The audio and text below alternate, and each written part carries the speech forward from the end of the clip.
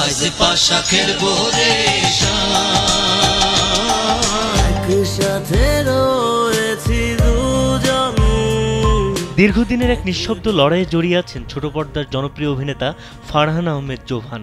রঙিন পর্দার উজ্জ্বল হাসির আড়ালে চলছিল এক নির্মম বাস্তবতা। দীর্ঘমেয়াদী এক অসুখে ভুগছেন তিনি, এমন খবর নিজেই জানিয়েছেন সোশ্যাল মিডিয়ায়। কষ্টের সেই স্বীকারোক্তির পাশাপাশি উঠে এসেছে মানুষের প্রতি সহমর্মিতা আর ভালোবাসার আহ্বানও।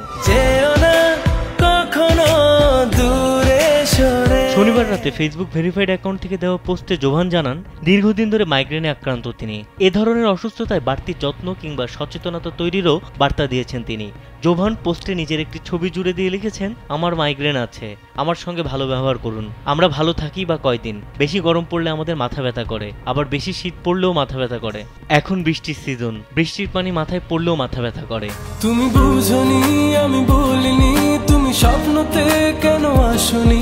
তিনি আরো লিখেছেন, মাইগ্রেন রোদে গেলে বাড়ে, আগুনের তাপে বাড়ে, চোখে আলো পড়লে বাড়ে, খুব সাউন্ডেও বাড়ে, একটু এদিক সেদিক হলেই ব্যথা এসে হাজির। তাই বলছি, যাদের মাইগ্রেন আছে তাদের একটু স্পেশাল কেয়ার করা উচিত। আমাদের জীবনে কিন্তু শান্তি খুব কম থাকে। ও ইচ্ছেগুলো থাকতে চাই।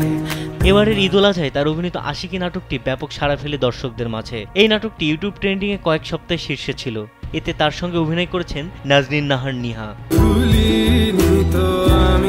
তোমার মুখে হাসি। বিনোদন ডেস্ক, কালবেলা।